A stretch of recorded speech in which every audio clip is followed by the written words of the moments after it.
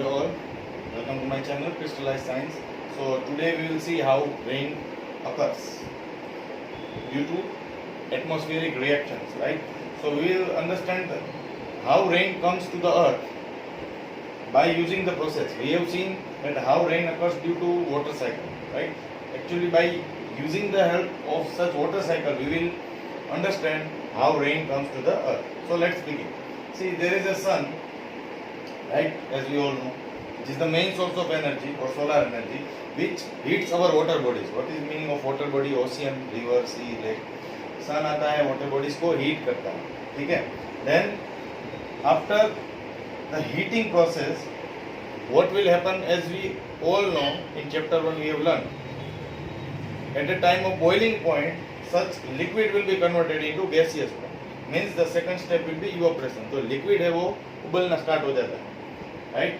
तो लिक्विड है वो कन्वर्ट हो गया गैसियस फॉर्म में. गैसियस फॉर्म में कन्वर्ट होता है, उसका नाम क्या होता है? वाटर वेपर, ठीक है. तो यहाँ से यहाँ तक क्या हुआ? कुछ नहीं हुआ. पानी गर्म हुआ, पानी गर्म हुआ तो पानी ने अपना स्टेट चेंज किया.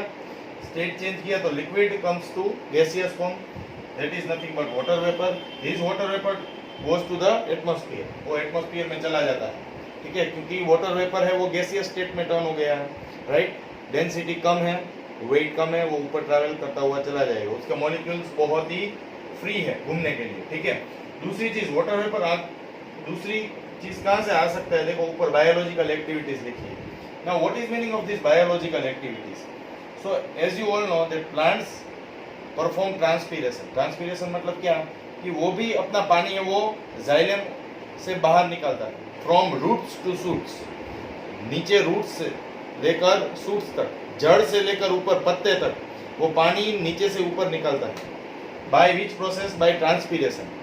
ऐसी कई सारी बायोलॉजिकल मतलब एनिमल्स और ह्यूमंस के कारण भी वाटर वेपर है वो एटमॉस्फेयर में जमा होता है. तो देखो वाटर वेपर यहाँ पे दो चीज से जमा होता है. एक तो जब वाटर बॉडीज गर्म होती है तब वाटर वेपर एक्यूमुलेशन होता है. दूसरा बायोलॉजिकल एक्टिविटीज से वाटर वेपर एक्यूमुलेट होता है. अब ये वाटर वेपर है, वो वाली वाटर वेपर कंटेंट वाली जो एयर होगी वो कैसी होगी? गर्म होगी.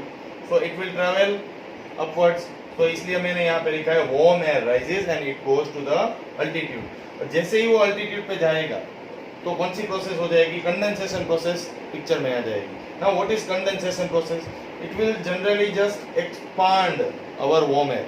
हमारी जो गर्म हवा है उसको एक्सपांड करके कूल करने की ट्राई करेगा. समझ में आया? और कंडेंसेशन प्रोसेस अगर चैप्टर 1 आपने पढ़ा हो तो condensation is a process in which gas is converted into liquid form. तो जैसे ही एयर एक्सपांड होगी, जैसे ही एयर एक्सपांड होगी तो क्या होगा? इंटरमोलिक्यूलर स्पेस कम हो जाएगी, ठीक है, और स्टेट है वो चेंज हो जाएगा. तो कंडेंसेशन प्रोसेस हो गई, एयर एक्सपांड एंड कूलिंग. तो उससे क्या हुआ? जो वाटर वेपर था वो कन्वर्ट हो गया. वाटर वेपर था वो कन्वर्ट हो गया. किसमें कन्वर्ट हो गया? आप देख सकते हो लिक्विड में कन्वर्ट हो गया. ये रहा लिक्विड. मतलब यहाँ पे टाइनी ड्रॉपलेट से मैंने मेंशन किया है और ब्लू मेंशन किया है. जनरली हम पानी के लिए ब्लू कलर यूज करते हैं, ठीक है. उसके बाद ये टाइनी वाटर, टाइनी का मतलब छोटे छोटे वाटर ड्रॉपलेट्स फॉर्म हो गए. अब ये टाइनी वाटर ड्रॉपलेट्स है वो राह किसकी देख रहा है? वो ऐसी राह देख रहा है कि कोई एक हेवी सस्पेंडेड पार्टिकल मुझे कैरी करे, हेवी सस्पेंडेड पार्टिकल मुझे लेकर नीचे चला जाए. क्योंकि वो खुद है उसका वेट बहुत ही कम है तो वो अपना वेट बढ़ाना चाहता है. इसलिए the tiny droplet is waiting for some heavy suspended particle.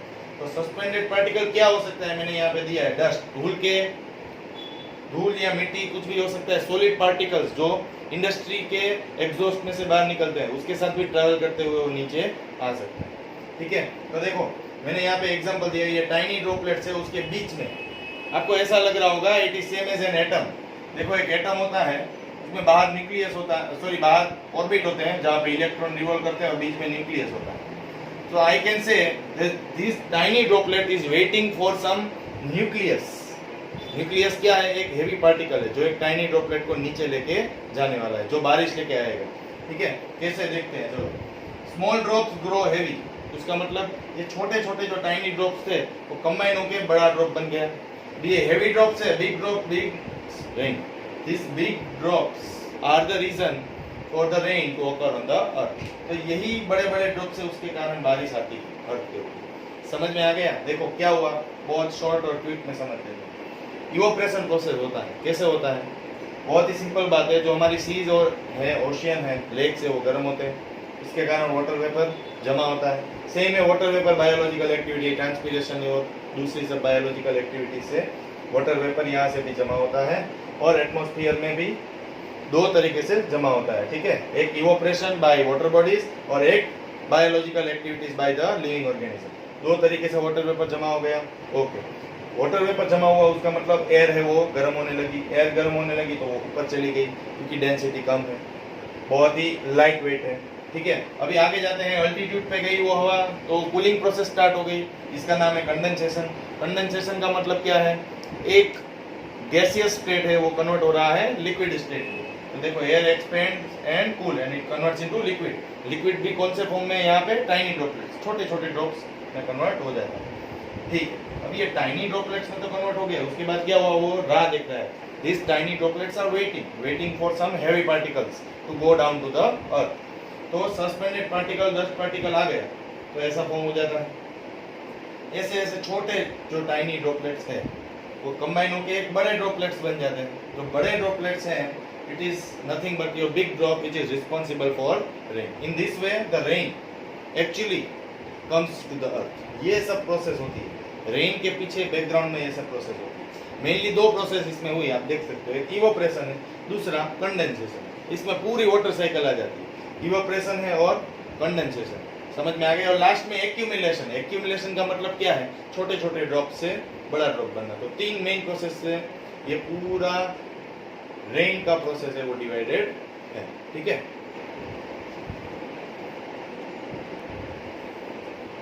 Okay, so now let's proceed to the new topic, that is air pollution.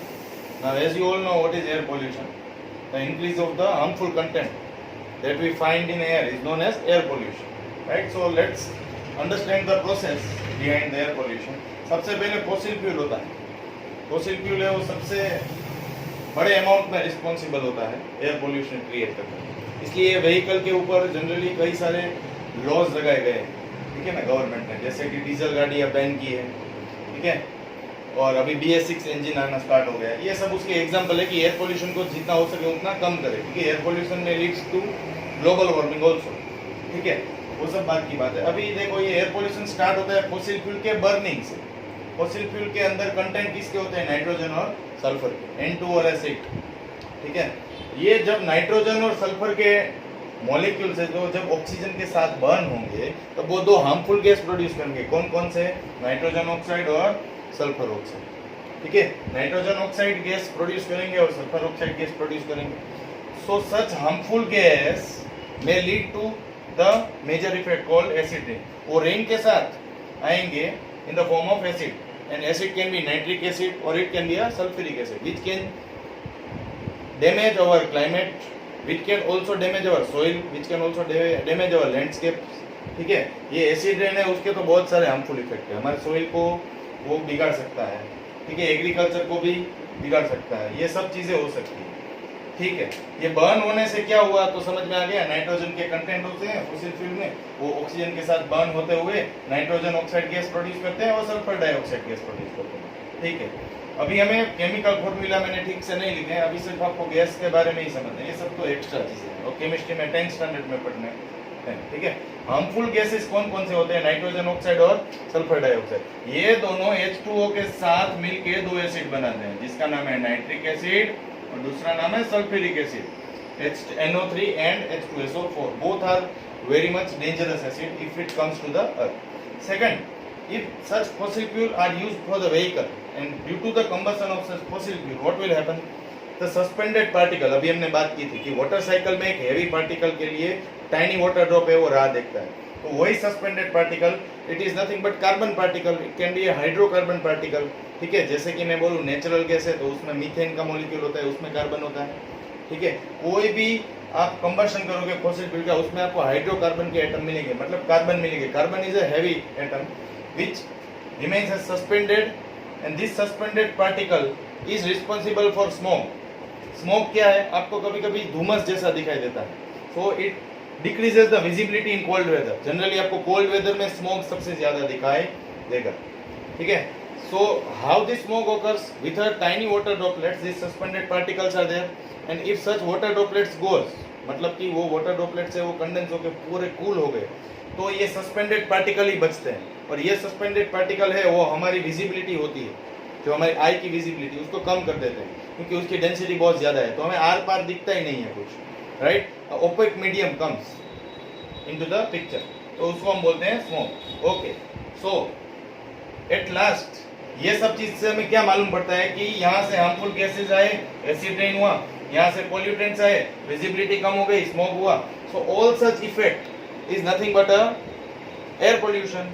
So increase in the harmful content like harmful gases or harmful pollutant in the air, or we can say if there is an accumulation of harmful gases like nitrogen dioxide, sulfur dioxide, or if there is an accumulation of pollutants of the suspended particle from the fossil fuel in the air, then we can say that air pollution is occurring. Air pollution दो कारण से होता है, एक तो harmful gas है जो combustion से होता है फ्यूल के, या बर्निंग से होता है फ्यूल के, या फिर पोल्यूटेंट्स जो फ्यूल बर्न होने के बाद लेफ्ट हो जाते हैं सस्पेंडेड पार्टिकल के फॉर्म में, कार्बन के फॉर्म में, वो लेके आते हैं air pollution. This air pollution can leads to many harmful disease. ये एयर पोल्यूशन है वो कई सारी हार्मफुल डिजीज हमारे ह्यूमन के लिए लेके आता है, जैसे कि एलर्जी, स्किन की एलर्जी हो सकती है, आपकी इम्यूनिटी सिस्टम है उसको कम कर सकती है, दूसरी कोई भी एलर्जी आपको लग सकती है, cancer, multiple building of cell in particular region which में लीड्स टू अ कैंसर, ठीक है ना।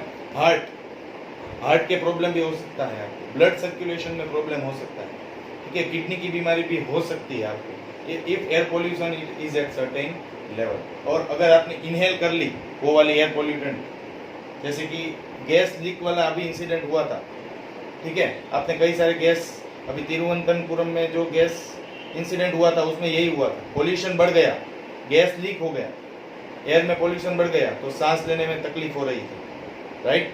तो ऐसे कई सारे आपने gas incident, gas leak incident, it creates more and more air pollution. LG polymers से का इंसिडेंट है, you can search in the net in the news, LG polymers का जो इंसिडेंट था वो क्या था, ठीक है, एनजीटी ने उनके ऊपर फाइन भी लगाया था, एयर पोल्यूशन बढ़ गया था इस कारण। एक्चुअली ये एयर पोल्यूशन नहीं है, पर उन्होंने इंटेंशनली नहीं किया था, पर गैस लीक हो गया और उनके कारण जो उनका हार्मफुल गैस था स्टाइरिन गैस वो लीक हो गया था। वो स्टाइरिन गैस के कारण जो प्लास्टिक में यूज होता है, वो जो इनहेलेशन में प्रॉब्लम हो रहा था, सफोकेशन हो रहा था, ये सब इंसिडेंट हुआ था, ठीक है। और एनजीटी क्या है, नेशनल ग्रीन ट्रिब्यूनल है, जिसने उनको नोटिस भी दी थी कि ये आपकी गलती है और उसको फाइन भी किया था बहुत सारा, ठीक है। So this is the air pollution and it is very concerning topic for earth. अगर हमें अर्थ को बचाना है तो एयर पोल्यूशन कम करना पड़ेगा, और एक दिन ऐसा आएगा कि फॉसिल फ्यूल का यूज ही नहीं रहेगा, ठीक है। We are shifting to electric vehicles और CNG vehicle which causes less pollution, ठीक है। ओके, तो यहाँ तक हमारे दो टॉपिक कवर हो गए हैं, जो है वाटर साइकिल के बेस, एक है रेन और दूसरा है एयर पोल्यूशन। तो तब तक पढ़ते रहिए, happy learning, do like, comment and subscribe for the video, thank you.